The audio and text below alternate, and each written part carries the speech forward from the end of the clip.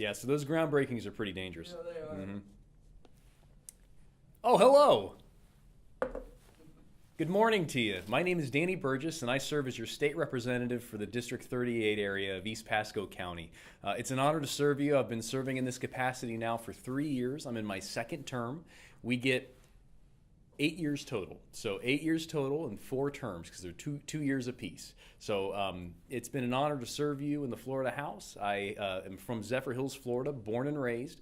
So it's really awesome to be able to represent a community that is everything you knew growing up as a kid. Every corner of this district I feel blessed to have a memory in, Wesley Chapel included. I mean, I remember when all that was between Bruceby Downs and New Tampa was Pebble Creek and the Waffle House here on 54. So in Saddlebrook, of course, as you pass that. So it's really special to have seen everything that has happened here within this area. Wesley Chapel, as you know, is the fastest growing area in the state of Florida. And that is something that I get to very proudly go up and tout in Tallahassee during session. When I say we need this, we need that, this is why this is important, I get to say it's because the community I represent is one of the biggest up and coming areas in the state of Florida, one of the fastest growing counties in the state, and one of the fastest growing areas in the nation. So keep up the great work. We're all immensely proud of you.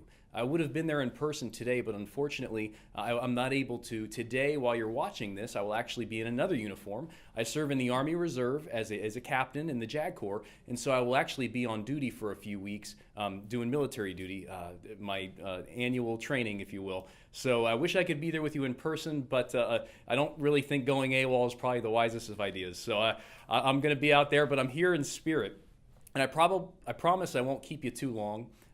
What I want to do is just kind of give you a brief legislative wrap up, tell you a little bit about the successes and some of what we were able to do, both for the state, but also for our community, because I think there are some positives there as well. I serve on 6 different committees, and a couple of my favorites are the Veterans Affairs Committee. It's local, federal, and Veterans Affairs. So it's a committee that deals with all local government related issues, federal issues, as well as issues related to veterans. And being a soldier myself, veterans issues are near and dear to my heart, and that's something that I worked very hard on this session to try to achieve a goal that is something that is probably one of the most important veterans initiatives we could do as a state. I think when we think of veterans issues, we think that the federal government primarily takes care of that through the VA. However, there is so much we can do here as a state to be able to serve those who served us. A bill that I had, HB 55, would have helped fund throughout the state.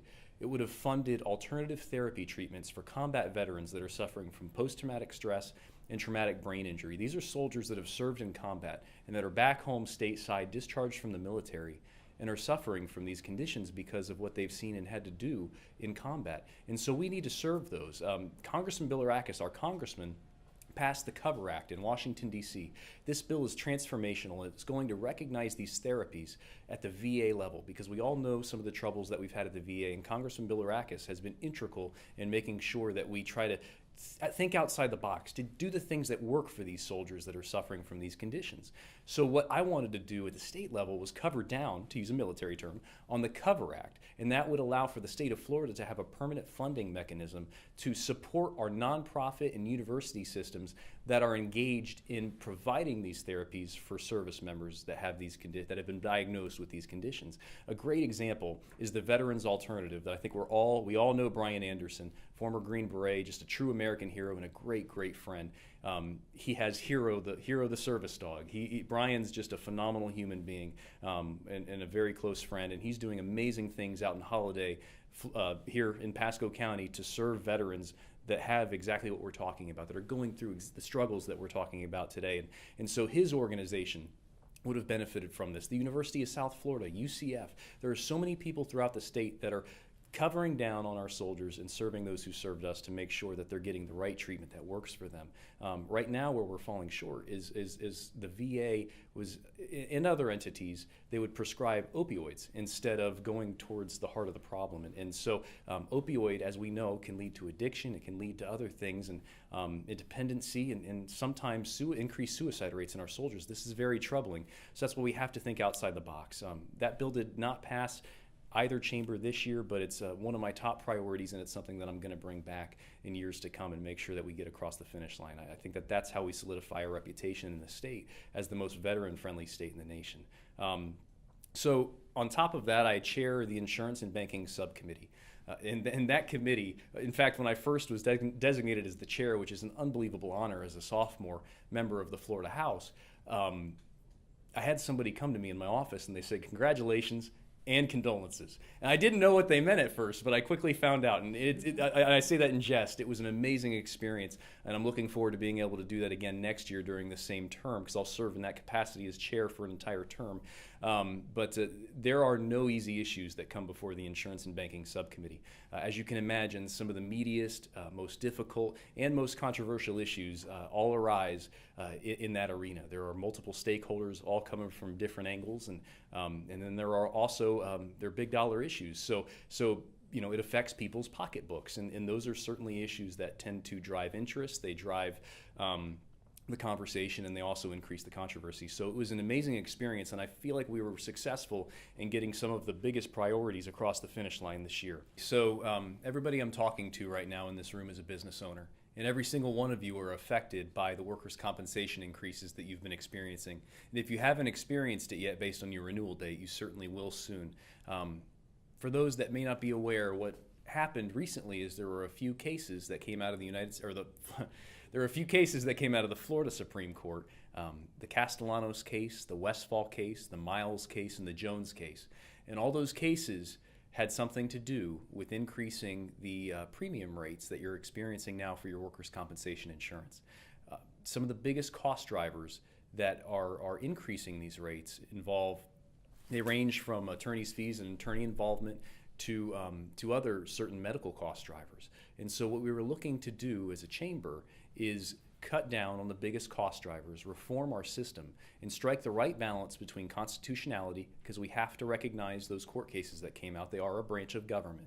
And we also needed to strike the right balance between the strongest reform we could have to ensure that we're reducing the premium rates for our business owners like yourself.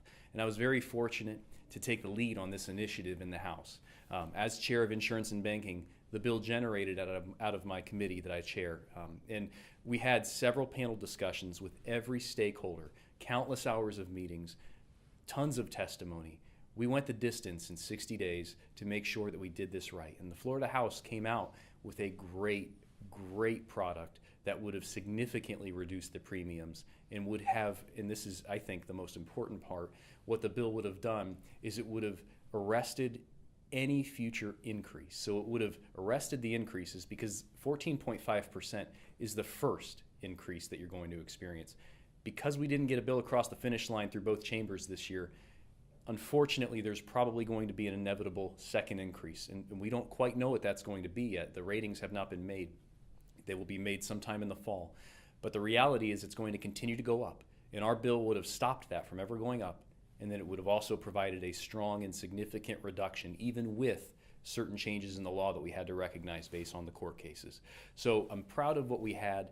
It was good for both employers and employees, because at the heart of workers' compensation is the grand bargain, and that involves employers and employees. Both gave to get in this grand bargain. The system has to be self-executing. It's not supposed to be ripe with litigation. It's not supposed to be ripe with cost drivers. It needs to be sustainable. And so our bill was trying to strike that balance and make sure it's sustainable. And what I tried to stress in both chambers and through the whole process during session is that workers don't care too much about workers' compensation if they don't have a job. And the reality is that if these rates continue to increase, it's going to affect our job creators' ability to create jobs, to even have workers to begin with. My wife put it best. She has an amazing way of being able to explain things so succinctly when I'm wrapped around the axle and all this policy mumbo jumbo. And she looked at me and she said, "Honey, it's simple." She said, "I know it's complicated, but it's simple in the sense that we have two cars. We have two car payments. We can afford both car payments. But if our car insurance goes up to where we can't afford to be able to pay the insurance for both vehicles, we may have to get rid of one vehicle because we can't afford the insurance, not because we can't afford the car." So in the workers' compensation world, this analogy applies in the sense that the workers would be the vehicle and the workers' compensation insurance is the auto insurance. So if the workers' compensation insurance goes up too high, you may have to either let somebody go or not get another employee, or so in other words, get rid of a vehicle or not get another vehicle.